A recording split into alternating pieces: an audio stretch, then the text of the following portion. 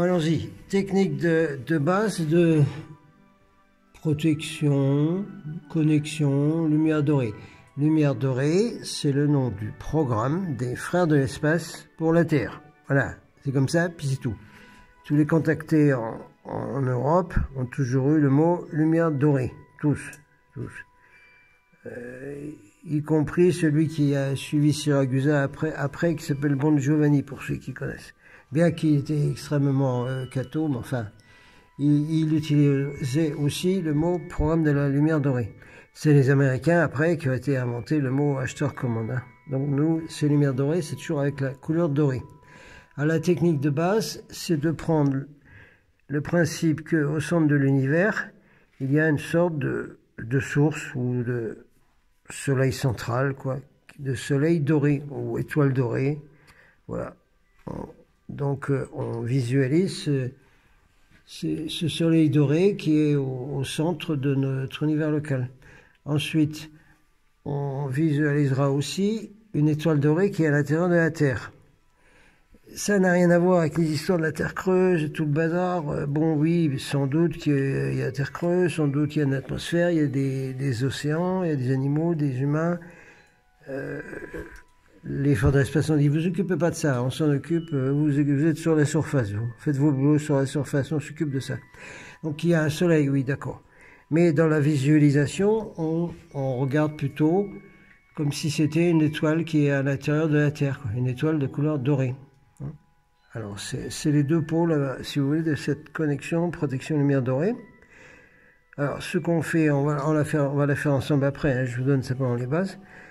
Alors on va visualiser que un rayon doré arrive de ce soleil central doré, hein, et qu'il descend sur nous, là. Alors, l'important est qu'il doit descendre d'abord sur nous personnellement, parce qu'il faut toujours se mettre en premier. Hein.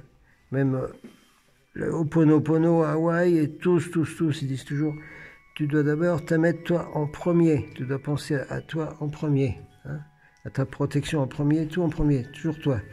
Donc, on reçoit d'abord soi, dans nos chakras, ce rayon doré. Et ensuite, on va appeler des gens qu'on veut mettre dans cette lumière dorée, quoi, dans cette protection, dans cette connexion. Alors moi, ce que je fais, je mets d'abord mes animaux dedans, parce que c'est mes gardiens, je mets mes animaux. Ensuite, je mets ma famille terrestre en disant, ben, je mets ceux de ma famille terrestre, mais enfin ceux qui seront en syntonie avec moi, ceux qui m'aiment, quoi. Voilà, je mets ceux-là, pouf. Ensuite, je mets, vous pouvez mettre ce que vous voulez, hein, que vous voulez inclure dans cette connexion protection. Moi, j'essaye de faire, disons, ce qui est le plus haut en fréquence, si possible. Ensuite, je mets les frères et sœurs de l'espace, ceux qui sont à la fois dans l'espace, dans les vaisseaux, et ceux qui sont incarnés sur Terre. Voilà. C'est ce que je fais. Moi, maintenant, si vous avez besoin, vous, de rajouter quelque chose, hein, une situation particulière, une personne en particulier, etc., vous la mettez aussi dans ce système. Donc ensuite, vous avez vous, et puis ce que vous avez mis autour de vous, des êtres, quoi. Alors, on visualise que le rayon doré, il rentre par le haut de la tête de tout ce monde-là, y compris les animaux, hein, et qui rentre dans tous les chakras, si vous voulez, quoi, et qui descend jusque dans les pieds, et ensuite des pieds, ou des pattes des animaux, j'en sais rien, tout ce que vous voulez, ça va descendre à l'intérieur de la Terre qui rejoint l'étoile de Terre. L'étoile de Terre. L'étoile de Terre, elle marche avec le chakra d'ailleurs qui s'appelle étoile de Terre. Alors ça, il y a un chakra qui est en dessous de nos pieds qui s'appelle l'étoile de Terre. Voilà. Et ensuite, cette lumière dorée, quand on la fait remonter donc de l'intérieur de la Terre, là, dans nos pieds, elle va se concentrer au chakra du cœur, donc de nous, et puis de tous les êtres qu'on a mis avec nous. Hein.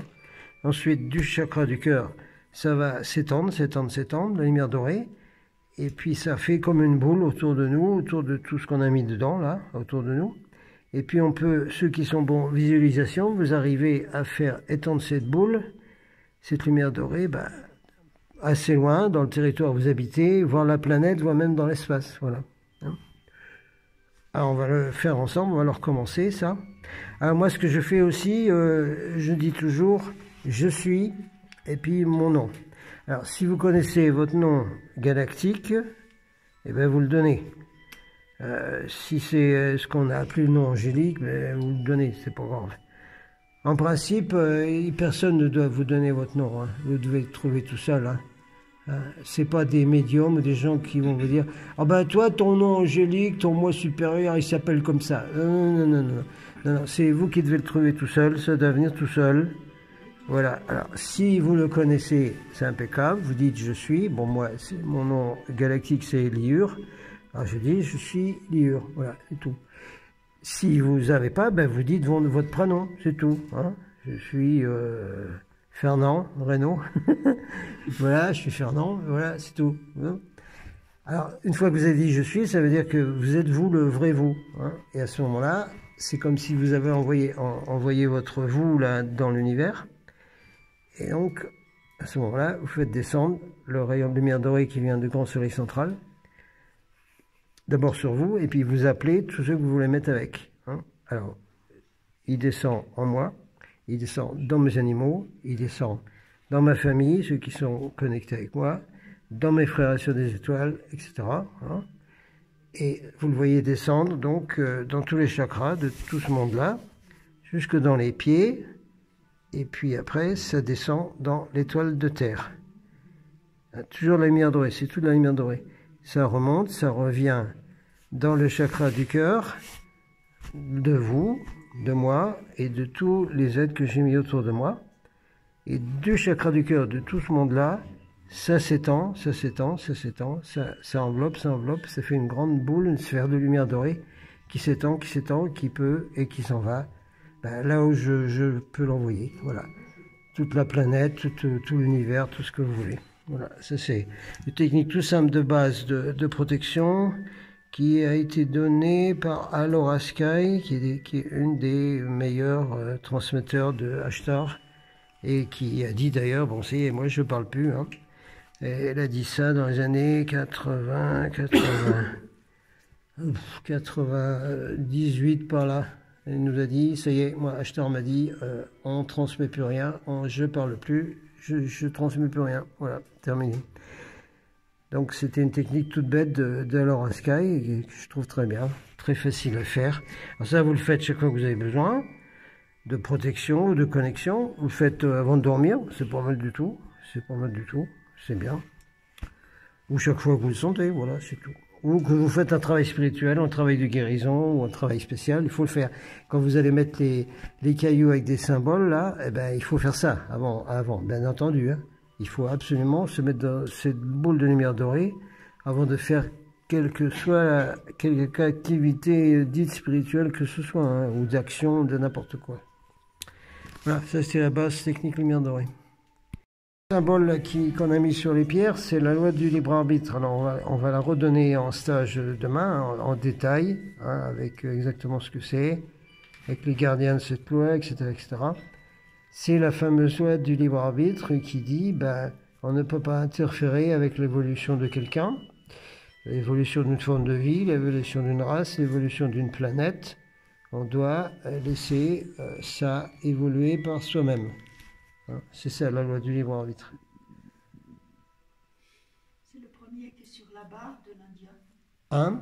C'est le premier qui est sur la barre de l'Indien à gauche. Oui. Ouais. Alors on en reparlera, hein, parce que c'est important cette loi du libre arbitre que les gens puissent l'appeler. Je fais appel, c'est un appel comme une cour d'appel, quoi. Je fais appel à la loi du libre arbitre pour décider des choses au niveau de la liberté, de tout ce qu'on veut, quoi. Mais à savoir bien entendu que les contrôleurs qui ont pris dominant de la planète connaissent la loi du libre arbitre, sont obligés de s'y conformer également. Hein, c'est pour ça qu'ils ont besoin de l'assentiment des gens qui veulent gouverner, qui veulent garder comme esclaves, ou qui veulent faire ce qu'ils veulent avec, j'en sais rien, moi, faire de la saucisse, j'en sais rien. Il faut qu'ils soient d'accord. C'est pour ça que généralement, ils annoncent la couleur, et il faut comprendre aux gens, ben voilà, Tu vois bien, c'est marqué sur le tableau, là, moi je suis ton maître, hein, je suis ton Dieu, et vous êtes nos servants, nos esclaves, tout ça. Donc avant, ça se faisait facilement avec les pharaons, les rois, les églises et tout ça, parce qu'ils le disaient carrément. Hein, on est au-dessus de vous, hein, alors vous devez nous adorer, nous servir, être notre servant et tout ça. Et les gens dessous, eh ben, comme ils disaient oui, je suis d'accord, la loi du libre arbitre était respectée. Voilà, pouf. Alors c'est un peu le même cinéma aujourd'hui, hein. C'est pour ça que c'est exprès qu'ils font, qu'ils préviennent avant de tout ce qu'ils vont faire et de ce qu'ils font, et qu'ils le font d'une manière tellement idiote, tellement bête que c'est exprès, c'est pour que tout le monde puisse dire, mais c'est pour qu'ils puissent dire ensuite, mais on vous l'a dit, on vous a montré que ce qu'on vous faisait.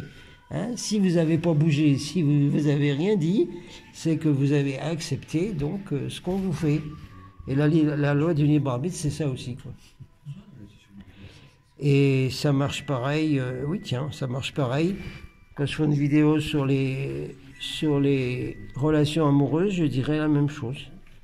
Si on a une relation, soit moi, pas harmonique complète, certains utilisent le mot toxique, etc.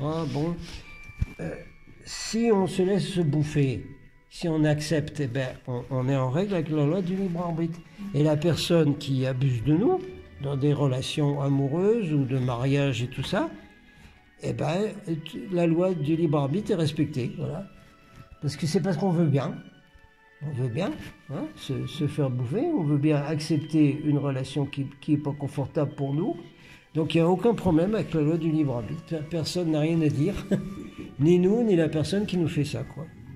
Et souvent, les personnes qui nous font ça le savent en plus.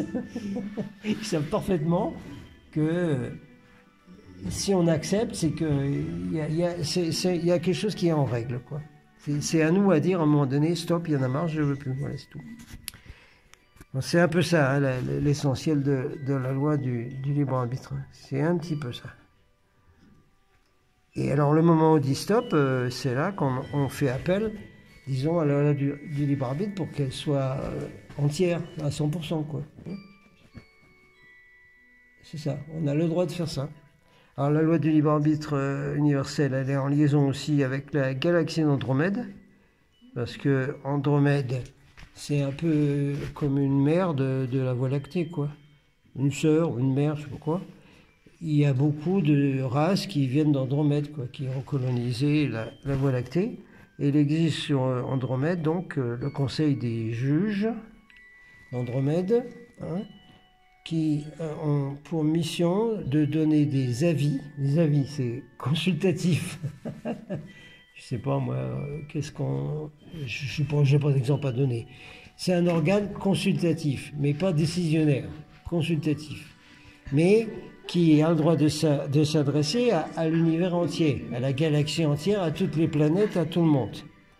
Donc les juges d'Andromède, ils peuvent dire, voilà, nous on estime, vu la situation dans la galaxie, ou cette situation sur la Terre, on estime qu'il faudrait faire ça et ça, voilà les conseils que l'on donne. Mais c'est seulement consultatif. Personne n'est obligé de les suivre. C'est un peu ça. Les juges d'Andromède, c'est un peu ça. Mais de l'autre côté, on peut aussi leur demander, eh ben, mais nous, on veut que vous fassiez des suggestions un peu plus fortes, s'il vous plaît, un peu plus appuyées. Hein. Ça, ils ne peuvent pas donner d'ordre, ils ne donnent pas de jugement, par exemple. Le juge a un jugement, donc, non, c'est pas ça. Mais ils peuvent insister lourdement, hein, sur des sujets, sur des décisions qu'ils proposent à tout l'univers, à la galaxie, à tous les frères et sœurs de l'espace et tout ça. Et nous, on a parfaitement le droit de leur dire, mais là, nous, on veut que vous appuyiez sur cette histoire, hein, que l'histoire de la quarantaine de la planète Terre, l'histoire que les gens, ils n'arrivent pas à prendre leur liberté, on veut que vous appuyiez là-dessus, débrouillez-vous comme vous voulez, donnez des suggestions pour que les gens puissent choisir en toute connaissance de cause leur destinée et appliquer la loi du libre arbitre de façon correcte. Voilà. On a le droit de faire ça. Donc c'est un des buts de ce signe-là, c'est d'imposer, si on veut, la loi du libre arbitre. Voilà. On impose qu'elle doit être respectée. Voilà. On l'écrit, voilà, elle est écrite. Comme disaient les pharaons, très mauvais exemple, enfin tant pis, que ceci soit dit et écrit. Hein, si vous vous rappelez, c'est un film avec Yul Brynner, je crois d'ailleurs. Ouais. Ah ben oui, dans le film de Moïse, avec des commandements. Hein, Yul Brynner qui joue le pharaon, il dit que ceci soit dit et écrit. C'est important que ce soit écrit. Oui, parce que s'il ne suffit pas de le dire, hein, il faut que ce soit inscrit dans la pierre quasiment, quoi. Densifié, voilà, il faut que ce soit densifié. Donc, quand on appelle la loi du libre arbitre, on la densifie. On demande la loi du libre arbitre, mais densifie, carrément écrite dans la pierre. Là. Voilà. C'est pour ça qu'on la met sur des cailloux. Puis que ces cailloux, on va les planter à droite à gauche pour imposer le libre arbitre, que tout le monde puisse avoir ce libre arbitre. Voilà. Donc les cailloux, là, ils ont été mis dans la grotte. Ben, les cailloux, ils sont en ce moment dans la grotte, là, donc ils prennent des énergies d'ici qui sont des énergies quasiment comme les Tibétains, quoi, pareil. Hein. Oui.